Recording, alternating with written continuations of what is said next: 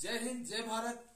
मैं देवेंद्र सिंह राठौड़ और आप देख रहे हैं हमारा यूट्यूब चैनल देवेंद्र राठौड़। जी हाँ दोस्तों, जैसे कि आप सभी जानते हैं, मैंने अभी जो एसआई सीरीज स्टार्ट की है उसका ये तीसरा एपिसोड है। और आज जैसा कि आप सभी जानते हैं 12 तारीख को हमारे जो सिलेक्शन थे, जो बच्चे गए थे 7 बच्चे गए थे, उनमें से 6 बच्चे पास हुए हैं, क्लियर किया है उन्होंने फिजिकल।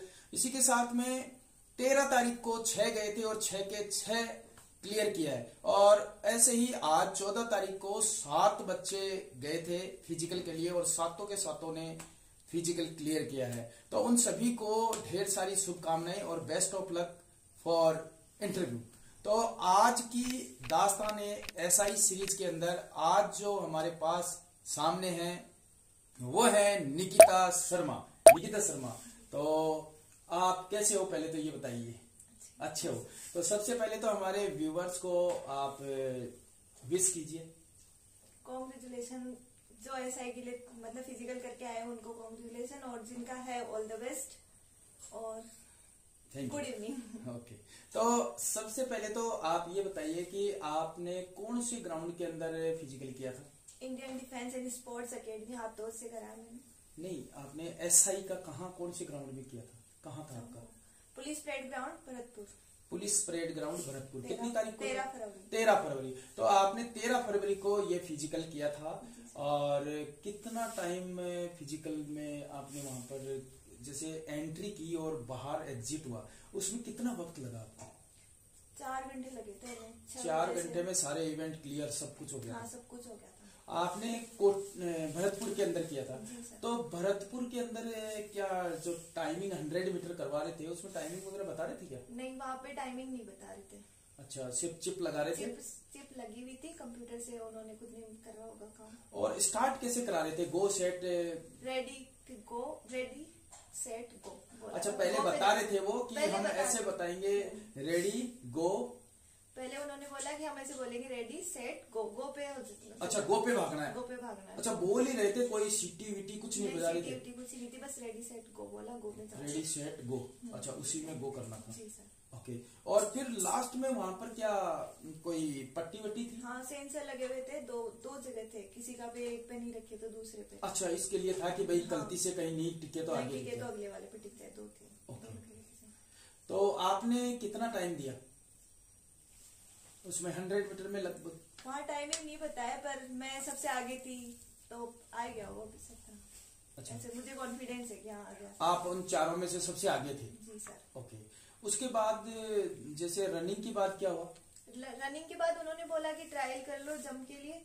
जंप की ट्रायल दे रहे थे? हाँ, जंप की ट्रायल दे रहे थे भरतपुर ग्राउंड में। तो मैंने तो नहीं करा, मुझे कॉन्फिडेंस था कि मैं कर लूंगी जंप अच्छे से, तो मैं उधर चली गई थी। मैंने उनको बोला कि स्टेप काउंट कर लो क्या, फिर उन्होंने स्टेप काउंट नहीं करने दिए मुझे। स्टेप काउंट नहीं करने दिए? मना कर दिया था। वहाँ पे आईपीएस थे, विकास पाठक कुछ ऐसे। अच्छा, उन्होंने मना कर दिया। तो फिर मैंने सोचा कोई नहीं, ऐसे कर लूंगी। ऐसे जगह देख ली मैंने कि हाँ इतनी जगह तक मैं कर सकती, उस हिसाब से कर लिया मैंने जंप। तो क्या फाउल वाउल हुआ क्या? नहीं, कुछ नहीं हुआ, फाउल नहीं हुआ। मेरा 10 क्रॉस हुआ है, एक्सीलेंट आया। गुड। ओके, तो ये आपने दूसरा इवेंट क्लियर कर लिया था। जी सर। उसके बाद में तीसरा इवेंट हुआ था आपका? तीसरा फिर शॉर्ट पुट पे लेके गए। शॉर्ट पुट कितना फेंका आपने? 17 फीट फेंका था। तो उसमें कैसे किया आपने? कितना, जैसे क्या मार्क किया हुआ था या सीमेंटेड था ग्राउंड, कैसा था? सीमेंटेड नहीं था, हमारे अपने जैसे अपने जहाँ ग्राउंड में है ऐसा ही था, सिंपल मिट्टी रखी हुई थी, पर थोड़ा पक्का था। तो उसमें कितना फेंका आपने? 17 फीट फेंका। 17 फीट फेंका। तो आप जब फिजिकल के लिए गए थे तो क्या डर घबराहट नहीं हो रही थी आपको? स्टार्टिंग में थी बहुत, ऐसे अंदर घुसे थे तब डर था, ऐसे सबको देख देख के सब खतरनाक दिख रहे थे, सब लग रहा था। घूम रहा था क्या ग्राउंड? ग्राउंड तो नहीं घूम रहा था, पर ऐसे बच्चे सब सबको पूछ रहे टाइमिंग, तो सब बता रहे 17 आती है, कोई बोला 16 आती है हमारी ऐसे लड़की। अच्छा। तो मेरे को से थोड़ा डर लगने लग गया। ये वहाँ पे बैठा दिए, 1 घंटे तक बैठा के रखे थे हमें। उसके बाद चेस्ट नंबर दिए, फिर अंदर लेके गए, जैसे खड़ा किया वहाँ पे। तो फिर फिर आपकी याद आ गई मुझे देवेंद्र सर की। मैं देवेंद्र राठौड़, जैसे हमें टेस्ट के लिए खड़ा करते थे वो तो वाली फीलिंग आ रही थी। अच्छा, जैसी फीलिंग आ रही थी। हाँ, जैसा तो मेरे को तो लगा ही नहीं उस टाइम, तो बिल्कुल ही डर नहीं लगा। लगना वही चाहिए था, पर वहां नहीं लगा मुझे डर। वहां तो मेरे से वही घूम रहा था, मैं देवेंद्र राठौड़, आप देख रहे हैं हमारा यूट्यूब चैनल। तो वहां तो मुझे बिल्कुल नहीं लगा। फिर जैसे लड़कियों को 4-4 का था, मेरे मतलब चेस्ट नंबर 280 थे, थोड़ा पीछे था, सबसे पीछे, मतलब लास्ट लाइन, सेकंड लास्ट थी। तो मैं सबको देख रही थी, इतना स्पीड से जा रहे थे, तो मेरे को लगा कि मैं भी खरीद लूंगी। ये जूते वूते खोल के नंगे पैर थे, कर लिया। फिर तो मैं एक मिनट में आपकी बात काटनी चाहूंगा कि उसके अंदर जैसे बहुत सारे बच्चे ये बोल रहे हैं कि जो भरतपुर का ग्राउंड है उसके अंदर कंक्रीट वगैरह डाली हुई है क्या? बजरी डाली हुई, पर वो सॉफ्ट है, ऐसे अच्छा, ज्यादा चुभने वाली नहीं है? बिल्कुल नहीं है चुभने वाली। अच्छा, नंगे पांव से दौड़ सकते हैं, कोई दिक्कत नहीं है। कुछ ही और कई बोल रहे हैं कि शूज में दौड़ रहे हैं तो स्लिप हो रहा है, ऐसा कुछ है क्या? मैं नंगे पाँव करी थी, मुझे नहीं पता वो। ओके, तो नंगे पाँव में तो कोई प्रॉब्लम नहीं है? कुछ भी प्रॉब्लम नहीं आ रही, चुभ रही, कुछ ही नहीं चुभ रहा, ऐसे एकदम सॉफ्ट वाली बजरी नहीं होती पर बारीक वाली वैसी थी। ओके, बजरी का जैसा लग रहा भी नहीं था, ग्राउंड अच्छा था। ओके, तो अभी अपनी कॉफी रेडी है, तो पहले कॉफी पी ली जाए। ये आप लीजिए कॉफी। तो कैसी कॉफी कैसी लगी आपको? अच्छी। ओके, तो आप ये बताइए कि जैसे आपने यहाँ पर तैयारियां की है, एकेडमी में तैयारी की है आपने, और सबसे पहले तो दोस्तों मैं आपको ये बता दूं कि ये जो आपके सामने ये दुबली पतली सी बैठी है ना, इसको हल्के में मत लेना, क्योंकि ऑलरेडी ये 4 कंपटीशन में सफलता हासिल की भी है। इन्होंने दिल्ली पुलिस कांस्टेबल का क्वालिफाई कर रखा है, ज्वाइनिंग ले रखी है, यानी ज्वाइनिंग आने वाली है इनकी। इसके अलावा इन्होंने राजस्थान पुलिस एसआई फिजिकल का ये पास है। इसके अलावा और कौन कौन सी पास हुआ? पटवारी का पास है, पटवारी का पास है, एनटीपीसी का पास है, और भी कोई बच गया क्या? तो और के लिए भी छोड़ दो थोड़ा बहुत। तो आप देख सकते हो कि इन्होंने 4 जगह हाथ मार रखे हैं और चारों में से इनके पास चॉइस है। तो जो 4 जगह आप सिलेक्शन लिए हुए हो, तो उनमें से आपकी प्योरिटी क्या है, किसको? SI, Rajasthan police SI. अच्छा, राजस्थान पुलिस एसआई। क्यों? ज्यादा पैसा वैसा? नहीं, पैसे की नहीं है, मेरा बचपन से ही था कि मैं भी ताऊ जी की जैसे वर्दी पहनूं। आपके ताऊ जी पुलिस में है, मेरे ताऊ जी एसआई से रिटायर हुए अभी अगस्त में। अच्छा, तो मैं भी उनके जैसे बनना चाहती हूँ, बस ऐसा ही बनना है मुझे भी। अच्छा, ऐसा ही बचपन से यही था कि वो ऐसा ही तो नहीं जानते थे बचपन में, बस थानादार जानते थे। तो थानेदार बनना आपको पहले से ऐसे था, दादागिरी करनी है मतलब। अच्छा, तो आपने जो यहाँ तैयारियां करी थी, कितनी की थी? लगभग कितने दिन तक आपने आपने दिल्ली पुलिस के लिए यहाँ तैयारी की थी? उस टाइम तो 4 महीने करी थी। 4 महीने तैयारी की थी। कैसी होती है यहाँ तैयारी? बहुत अच्छी होती है, और रिजल्ट तो आप देख ही रहे हो, तो रिजल्ट देख के ही सोच लो कि कितनी अच्छी होती है तैयारी। और मैं दोबारा इसी में आई हूँ एसआई के लिए, इतना मतलब है कॉन्फिडेंस कि आप अच्छे से करवाओगे। और मैं दोबारा इसी में आई हूँ, तो कुछ सोच के आई होगी, मतलब कि अच्छी तैयारी करवाते तभी आए होंगे, मतलब अच्छी नहीं करवाते तो नहीं आती मैं। तो अच्छी करवाते तैयारी, और सब मतलब पर्सनल ध्यान देते हैं सब पर। जैसे मैंने पिछली बार भी जब से अपने दिल्ली पुलिस का बैच चलाया था, जब भी मैंने कहा था कि मैं 100% रिजल्ट दूंगा, दिया भी आपने 100%। तो उसी में अब की बार भी मैंने एसआई वालों को कहा है कि आप निश्चिंत रहो, घबराओ मत। बट इनमें काफी घबराहट थी, ये सब ये सोच रहे थे पता नहीं सर तो है ना कम करा रहे हैं, ज्यादा करा रहे हैं, कभी रेस्ट दे देते हैं, कभी कुछ कर देते हैं। तो इनको ऐसे लग रहा था कि पता नहीं क्या है, कैसे है। तो उस वक्त कैसा लग रहा था? आप जैसे इनके साथ ही तैयारियां कर रहे थे, तो क्या सोच रही थी ये लोग? मेरे को तो था सर आप पे पूरा कॉन्फिडेंस। सर बोल दिया ना 100% है, तो 100% ही है। मैंने तो बोला भी था लड़कियों को कि आप बस सर पे विश्वास रखो, सर बोल दिया ना 100% तो 100% ही आएगा। तो आप वो कर रहे हो, आप हो ही रहा है 4 दिन से लगातार 100% रिजल्ट आ रहा है, और आगे भी आएगा। बिल्कुल। तो जैसा कि अभी अपने 12, 13 और 14 का जो रिजल्ट आया है, तो इसको देख के दूसरी जैसे कोई बात करते हैं तो कोई ऐसे क्या वास्तव में मान लेते हैं, क्या है सोचते हैं कि ऐसे ही लगा दिया है, क्या है? वो तो उनका मानना है, उन पे डिपेंड करता है, मानती नहीं मानती। पर आप तो रियल लगाते हो ना, 100% दे रहे हो रिजल्ट, और लड़कियां सब एक रियल लगा रहे हो आप, सब हो भी रहे पास।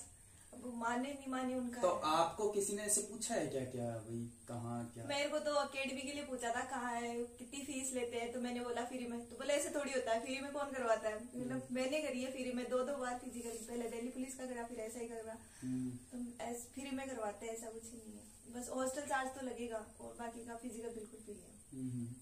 तो जैसे फ्री में ऐसे नहीं लगता लोगों को कि फ्री में तो कौन कराता होगा, कौन हाँ, ध्यान देता होगा? वो पूछते ही है फ्री में करवाते तो ऐसे ही करवाते होंगे। फिर मेरे को ऐसे पूछा भी था, फ्री में करवाया था मतलब तेरा आ तो रहा है ना, 17 आ तो रहता है। मैंने बोला 17 भी आ रहा है, जंप भी आ रहा है, शॉर्ट पुट भी आ रहा है। अच्छा, बहुत अच्छी तैयारी करवाते हैं फ्री में करवाते। इसका मतलब ये थोड़ी है कि अच्छा नहीं करवाते, बहुत अच्छी करवाते तैयारी।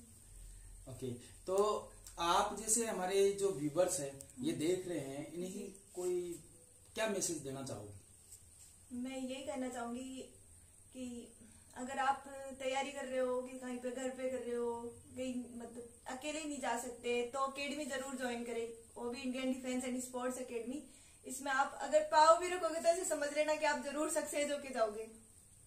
इतना विश्वास है आपको? इतना विश्वास है मुझे तो। अब तो पूरा हो गया। अब तो मेरे को ऐसे लग रहा है कि अगर मैं 10 दिन भी आऊंगी तैयारी करने के लिए तो भी हो जाएगा। जैसे अभी यहाँ मनीता दीदी थी हमारे, वो 4 दिन में भी करके गई है। ओके, तो आपने जैसे कितने पहले भी आए हो, अभी दोबारा भी आए हो, तो जैसे पहले आप यहाँ आए थे और अब की बार दोबारा भी आए हो, तो घर वाले क्या कहते हैं अकेडमी के बारे में? मेरे घर वाले तो बोलते हैं अकेडमी वाले करवाएंगे इसको पास, तो यही करवाएंगे बस। मेरे को तो पहले से ही बोल रखा था ना, अकेडमी जा ज्वाइन कर ले वापस से, ऐसा ही कहा। रिजल्ट आने से पहले से ही बोल रहे थे। फिर मैं ऐसे सोची मेरे पटवारी देना है, मुझे पटवारी का था एग्जाम, फिर मेरे को वीडियो मेंस का देना है। मुझे बताया कि सर करवा देंगे, अगर 20 दिन भी बचेंगे मैं जाऊंगी तो भी मेरा क्वालिफाई करवा ही देंगे सर। तो फिर मैंने रिजल्ट आने के बाद आई थी मैं यहाँ पे। तो आपने जैसे अभी 3-4 एग्जाम, 4-4 एग्जाम में बहुत से बच्चे ऐसे होते हैं जो एक नौकरी के लिए तड़पते हैं, 4-4 साल 5-5 साल तैयारियां करते हैं, उसके बावजूद भी उन्हें सफलता नहीं मिलती है। ऐसे आपकी कौन सी स्ट्रेटेजी है जिसकी वजह से आपको 4-4 नौकरियां? मुझे भी नहीं मिली थी, मैं भी 2 साल से तैयारी करती, कोविड आ गया था, फिर एग्जाम नहीं लग रहे थे, तो उसके चक्कर में मैं भी हुई थी थोड़ा ऐसे भाई डिमोटिवेट सा हो गया था कि अब पता नहीं कब लगेगी। घर वाले भी बोलने लग गए ऐसे, घर वाले पापा मम्मी नहीं बोलते थे और दूसरे बोलते थे, बोले जयपुर रहती है अभी तक नहीं लगी जॉब, तो फिर क्या कर रही है? हाँ क्या करती है वहाँ पे, ऐसे घूमती रहती होगी, ऐसे सुनने को मिलता है, जो बुढ़े हो दादी वगैरह वो बोलते ही है। पर मेरे पापा हमेशा बोलते थे लग जाएगी। पहले रिजल्ट आया था एलडीसी का, ऐसे दिया था मैंने एग्जाम, उनमें नहीं हुआ था, राजस्थान कांस्टेबल में भी नहीं हुआ था। तो फिर पापा को पूरा विश्वास था कि ये लगेगी जॉब, पक्का लगेगी। फिर कोविड आ गया, उसके चक्कर में नहीं हुआ। तो फिर जैसे अभी लगातार मेरे 2021 ऐसी आई कि लगातार 4 हो गए, मैंने पढ़ाई नहीं छोड़ी बिल्कुल ही। कुछ भी हो जाए हार नहीं माननी है, कुछ नहीं आ रहा तो नहीं आ रहा, कुछ कमी अपने में होगी इसलिए नहीं आ रहा होगा। तो मैंने डबल पढ़ाई करी, सिर्फ ज्यादा टाइम दिया पढ़ाई को। घर वालों को तो छोड़ के वैसे भी मैं बहुत दूर रह रही हूँ, 3-4 साल से रह रही हूँ। पर पढ़ाई का तो रखना ही है, अगर नहीं मिल रही सफलता तो जरूरी नहीं है। अब असफलता से भी कुछ सीखना ही चाहिए, ऐसा थोड़ी है कि नहीं पास हुए तो छोड़ दो पढ़ाई, ये नहीं है। पढ़ाई कंटिन्यू रखो और खुद पे विश्वास रखो, एक दिन जरूर सफल होगे। बिल्कुल, बहुत से बच्चे जो हैं वो जब जैसे अभी आपको सुन रहे हैं 4 भर्तियों में पास है, 4-4 नौकरियां हाथ में लिए बैठी है, लेकिन वो आज ही आपको देख रहे हैं, वो आपके इसके पीछे के संघर्ष को नहीं देख रहे। वो ये नहीं देख रहे हैं कि ये जो 4 नौकरियां इनके पास आई है, इनके लिए कितना संघर्ष किया है इन्होंने, कितना स्ट्रगल है इनका, उस चीज को नहीं देखते हैं। तो दोस्तों, अगर आपको सफलता चाहिए तो उसके लिए आपको, अगर आपका संघर्ष बड़ा है तो सफलता भी बड़ा ही होगी। जैसी सक्सेस चाहिए वैसा ही आपका संघर्ष होगा, तो संघर्ष करते रहिए, सफलता आपके हाथ में होगी। साथ ही मैं आपको बता दूं कि ये जो हमने वीडियो शूट किया है इसका बिहाइंड द सीन है, वो मेरी मिसेज का यूट्यूब चैनल है दर्शन डायरीज। तो अगर आप उसका बिहाइंड द सीन देखना चाहते हो तो उस चैनल को चेकआउट कीजिए, सब्सक्राइब कीजिए और देखिए। साथ ही हम इसी सीरीज को आगे बढ़ाते रहेंगे, कल भी आएगी और हर रोज जब तक 18 तारीख नहीं होती है, लगभग मैं जो हमारे बच्चे हैं जिन्होंने एसआई के अंदर सफलता हासिल की है, उन सभी की कहानियां और संघर्ष लेकर के मैं यहाँ आता रहूँगा। मिलते हैं नेक्स्ट वीडियो में, तब तक के लिए जय हिंद, गुड बाय, टेक केयर।